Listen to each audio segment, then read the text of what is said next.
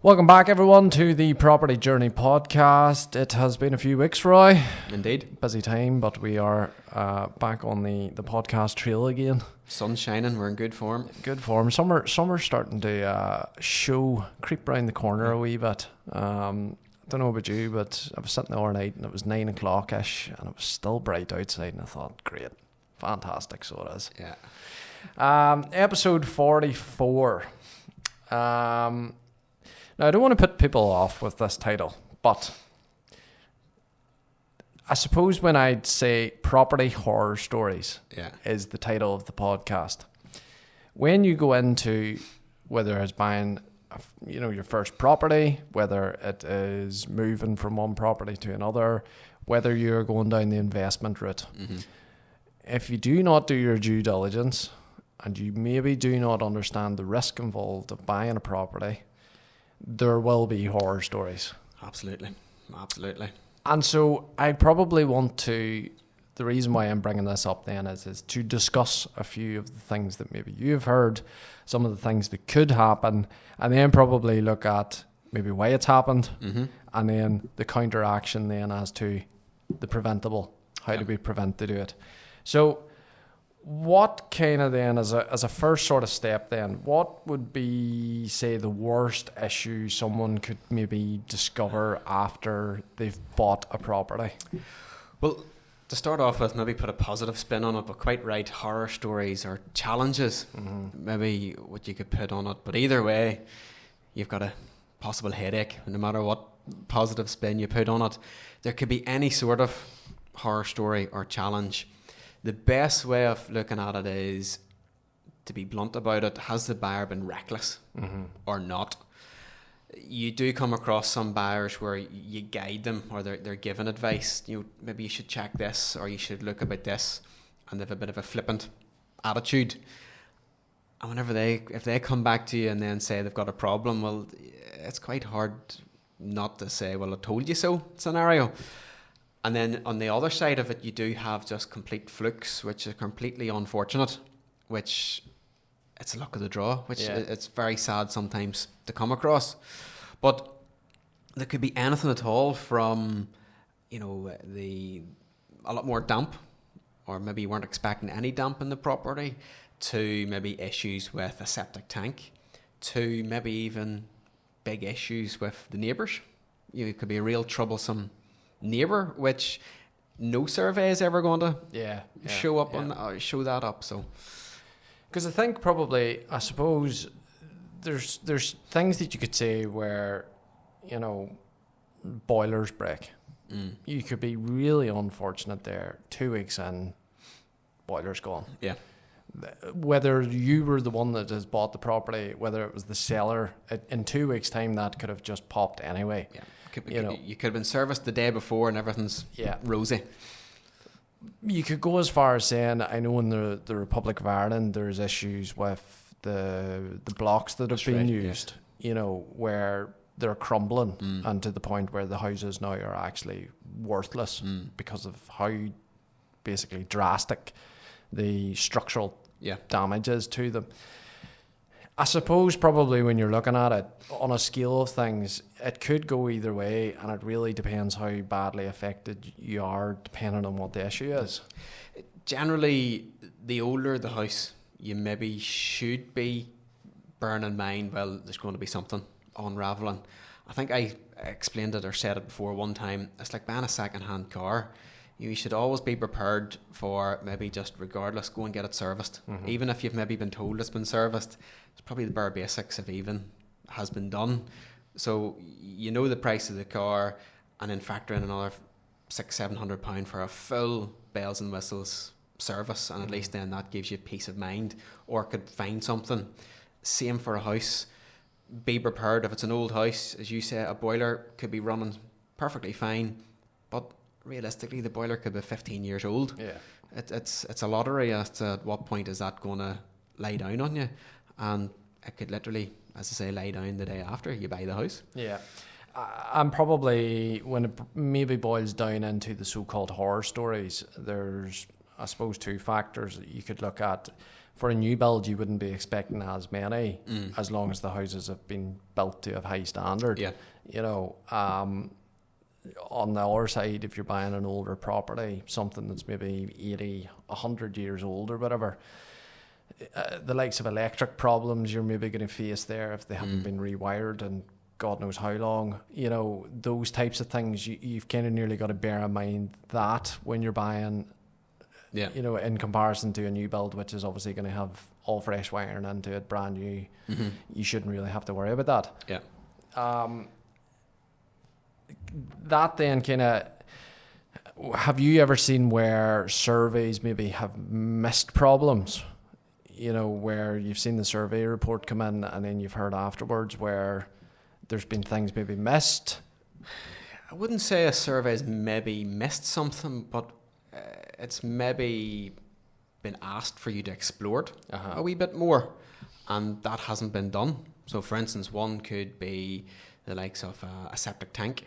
So yes, the survey report could show up and say, listen, get the septic tank looked at, and then it's just assumed, oh no, it'll be all right, or I don't know what exactly that is. And then we come across scenarios whereby the septic tank is then looked at a few years later, which could be coincidentally by a company that sells septic tanks, who then finds problems with it, and then you're left with a possible bill to replace that tank, and it's a matter of, well, whose responsibility is it? You know, is the tank actually fit for purpose? Maybe if I get a survey or an inspection just by an engineer, as opposed to a conflicted, biased company that sells tanks, and did that? You know, was the tank actually looked at before you bought the property? So that can be one that rears its head. And just actually, when you touched on the word responsibility there, you recently were on Stephen Nolan's show, and it kind of, I suppose, maybe fits in with the title of this episode of Horror Stories. There's obviously people there where they've bought houses and developments, and the development has never been fully finished. You know, is that something where at no stage would you even be contemplating that? So the likes of those scenarios, just to run through that, if some people aren't aware, whenever a development is being built, the developer signs an agreement with the local departments, so that whenever the development is finished, then they hand the sewers and the roads over to the departments, and they pay like a security or a bond to cover any works. And the whole point of that is that once the development's finished, the developer hands it over, and if he doesn't hand it over, or if it's not created correctly enough, then there's the money there to be used to fix it. So in that story that come to light, there's been a few developments whereby they've finished, or maybe the developers went bust, or for whatever reason whatsoever, the ownership has never been passed on to the department, and the department aren't willing to sort it out or to fix it. So in that scenario, it can be very simple, black and white. The house is not mortgageable. So to come back to your main question there, you know, that isn't really predictable. Because during the ban process, you know, you're ticking a box. Is that agreement in place? Yes, it's being done, and that's it. You move on. It's completely unfortunate that that scenario has happened, and there's nobody that could have probably predicted that. You know, the buyer couldn't have predicted that. You know, the estate agent couldn't have predicted that. The bank can't predict it. The solicitor can't predict it, and it's ultimately, unfortunately, bad luck. And the homeowner's been, obviously, you know, it's the situation now that they're left in, waiting on a response as to how to rectify it. And I suppose probably, as I've previously mentioned there, in the likes of Donegal and things where those blocks and whatnot have now become, you know, essentially crumbling, dust. You know, and dust, they're falling to bits. You know, at that time when those houses were being built, that wasn't foreseeable. You know, you weren't ever going to know about that, and it's only now that it's starting to come to light, and it is extremely unfortunate for those people that own those houses. Another one actually just sprung into my mind, so like the cladding, you know, the cladding on apartment blocks. You know, again, at the time that met regulations and it was perfectly fine, but unfortunate circumstance arose, and then that has come to light that that's no longer suitable. So again, all those owners of apartment blocks were never going to ever predict that, but have been left in a difficult situation, burdened with it essentially. Yeah. Burdened with the problem. What then kind of are the biggest red flags that people would tend to ignore, that could then lead to a horror story? The biggest one is getting the house checked. So as a buyer, you're always going to be told, have a survey done. And I would say as many as 7 out of 10 don't get a survey done. The answer you always hear is, it'll be all right. Or I looked at it myself and I think it's okay. But even if you're not going to get a survey done, at least have somebody who has bought and sold houses or has maybe lived locally, who's maybe experienced a problem with a house, or a family member who is in the construction trade, that at least something, as opposed to walking in completely blind. And that then sort of, I suppose as well, this maybe leans towards maybe more of an investment question, but also those people that are maybe buying their second homes and stuff, that do them up in terms of renovation work. But have you ever seen them where projects maybe run severely over budget because the due diligence hasn't been done beforehand? Yes, all too often. And again, the older the house, then yes. So I've come across a recent scenario, a house being bought, investment was below market value, and it was believed that there's just a small bit of damp, and it was bought on the basis that there's damp in the corner. No more due diligence was done about it. House was bought, and then it actually transpired that the reason that the damp is that there's no cavity wall on the extension. The extension is then not only in that part of the building, but more of it. So it's ultimately went from a job that was guessed to be a couple of grand to fix to a full scaffolding outside, render all stripped off, joints filled in, replastered, special plastering, from a $2 grand job to a £15,000 job. So, and as you say there, if you didn't do the due diligence beforehand, to cover that amount of money, and you didn't have a sluice fund as such or whatever to be able to cope with that, that problem has to be rectified. It's not something that you can kind of just brush over. If it's something whereby you're doing this regularly, well then it's the luck of the draw, and sometimes you do hit it bad, and you've maybe other investments that balance it out and you make money out of it. But if you're going in for the first time and you think it's easy and you're not doing your due diligence, this is maybe your first project, you've maybe only had enough money to buy it and do what you had planned, to then be given this whammy, that's where then you get the wind knocked out of you. Yeah. I suppose then, following on from that then, Roy, what happens, or have you seen something where contractors have maybe not done a great enough job? I know you're saying there about the likes of that extension and stuff, or poor workmanship has kind of had a real strong knock-on effect then on a property. You come across it occasionally, thankfully not too often, in new build properties. And the comfort with a new build property, it comes with a 10-year warranty.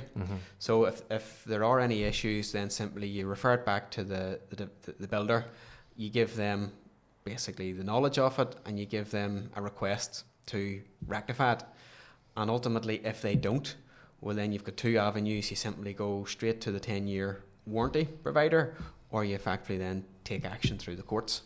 Now, generally, any issues that we come across, that it's a new build and there's maybe something that needs sorted out, yes, you go back to the builder and a wee bit of to and fro and a bit of persistence, and you normally do get it resolved. And 9 times out of 10, probably what you do come across would be fairly simplistic things that need to be rectified. A lot of the common ones would be shower trays leaking, which maybe timber frame house, there's movement or what have you, or maybe leaks in the roof or something like that. Maybe just a simple bit of lead flashing just maybe wasn't long enough, or just not moved slightly, and generally that solves the problem. That rectifies it. Have you seen any sort of potentials where planning permission has kind of turned into a major problem, where maybe an investor has went in looking about changing a property, looking to do obviously change things with planning permission, and it just has not been granted? I know of quite a few, and the main issue is, first of all, the planning process can be very, very slow. But the vast majority of planning is then subject to an agreement for your sewers. And if nobody knows, the sewer network in Northern Ireland is very, very inadequate at the minute. There's just too many properties, and the sewer network isn't fit to serve those properties. So it's a catch-22. The person has planning permission to say, yes, you can change this from commercial to residential, or you can build so many houses here and there. So they've got their planning permission, but ultimately just that 1 wee clause to say that, yes, as long as you get an agreement from the department for your sewage, well, you can't get that. Yeah. So then there you're stuck. Yeah. So for instance, I know of one person who bought a property, was going to convert it from commercial into residential. It's sitting there now. He's got his planning permission. Can't do anything with it. I know a couple of developers that's sitting with easily 4 development sites that could be 150 houses plus ready to go, but can't because there's no connection into sewers. And I'm right in saying that even though you have planning permission, for example, to turn the commercial into residential, you'd still be paying rates on that commercial property. Basically, yeah. So it could be, if you watch all these gurus in England, they're saying buy a pub, turn it into flats. It's easy. You'll make loads of money. So yes, people maybe go and try that model. They've maybe borrowed the money to buy the pub, or they've got money from friends or family or private finance. And if they've got private finance in, it's quite costly. They've got the planning permission, but they can't do anything with it. Yeah. So it's sat as commercial, sat as it is. They have to pay that mortgage, you have to pay the rates, and they're completely stuck. You'd be better just running the pub.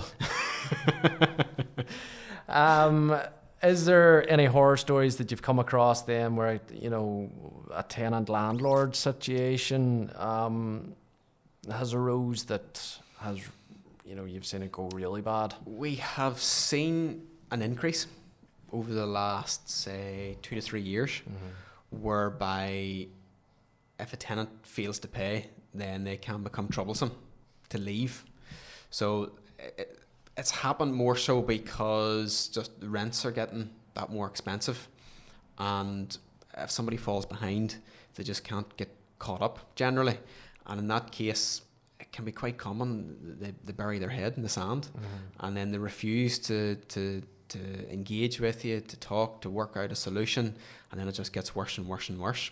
But ultimately, the sooner you start the proceedings, the sooner basically you get that tenant out of the property. Yeah. Now, don't quote me on this, but there is a consultation at the minute where there could be a possible change in the steps at the minute before you start that process.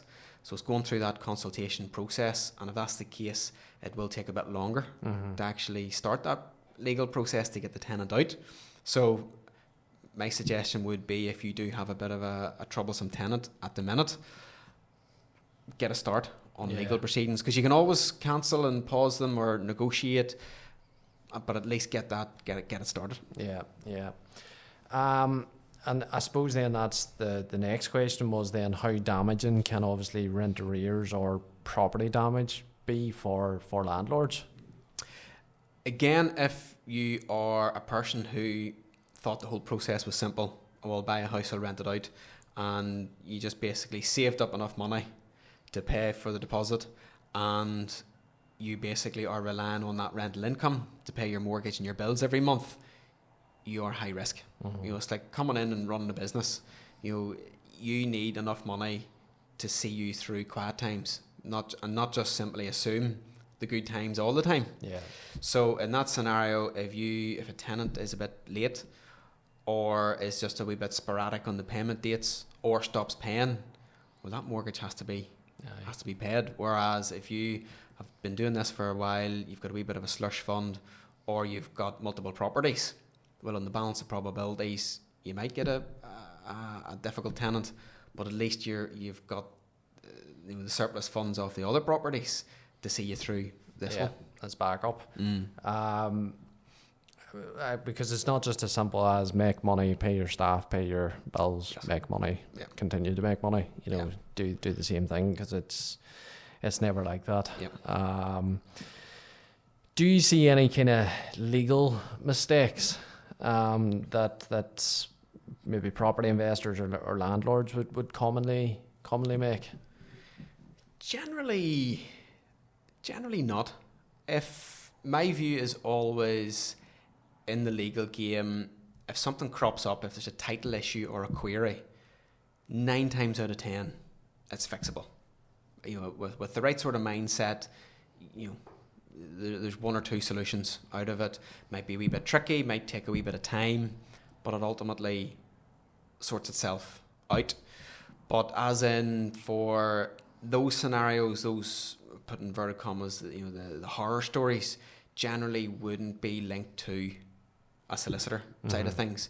Now, it could be, I've heard different comments come back over the years. Well, why did my solicitor allow me to buy this property if there was this problem?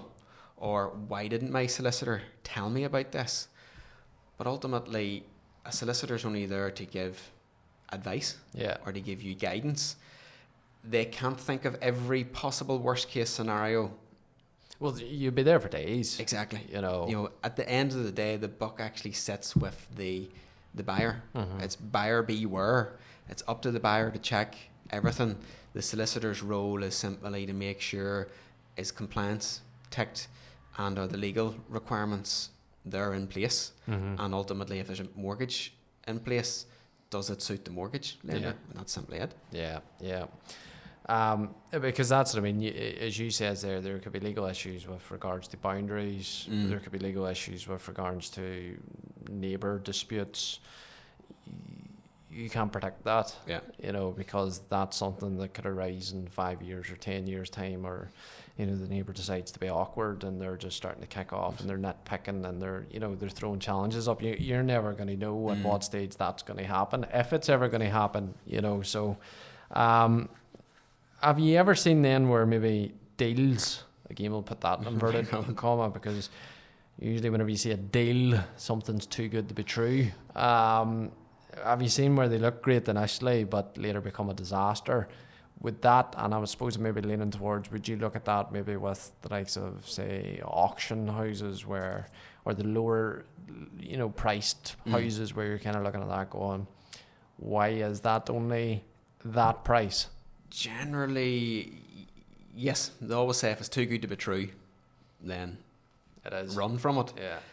And it comes back to the type of person buying. So to compare it to the likes of cars, for instance, I know you used that example earlier, but it's a good comparison. Buying a cheap car, right? Well, if somebody's trying to make a few pound on it, it's always going to be good for the likes of a car dealer to buy it cheap, or a mechanic to buy it cheap, so that if they are unlucky and something needs done to it, well, it's going to cost a lot less for a mechanic to do it, or a dealer to do it, as opposed to me just thinking, oh, here, I'll buy that and I'll flip it on, because if there's an issue, I have to pay for it, and by the time I pay for that, it's costly. Yeah. So it comes bringing that mindset to property. If there's a problem with it and you don't know, you know, if it's a legal issue and you haven't got that expertise or the right sort of legal team for that, it could cost you a clean fortune. But again, if you're maybe doing this regularly, you've got a team on board, most of the times they might say, well, listen, here's your solution. You bought it through me. I know what happens. And it's sorted out fairly quickly. And if it's a structural issue or a physical issue, again, if you're doing it regularly, you've got, maybe you can do it yourself, or maybe you've got your contacts, and again, you're fixing it much more cost effectively. Yeah. So you're not getting as burnt, so to say. You're not getting your fingers burnt the same. Yeah. Have you seen where maybe family or partnerships, when it comes to property, sort of break down whenever, you know, there's a property in the middle of it all? As in, do you mean like if they're buying the house together as an investment? Buying the house together, pretty much whenever it just boils down to anything property related, you know, have you seen sort of where partnerships or family members, you know, end up creating a bit of a horror story for themselves? The more people you bring together, then yes. And maybe you bring 2 people that's buying the house, but as 2 owners, but yet they have two partners. Mm-hmm. Don't own the house, but they somehow have a say in the house, don't they? Yeah. So that's maybe where problems can come into it.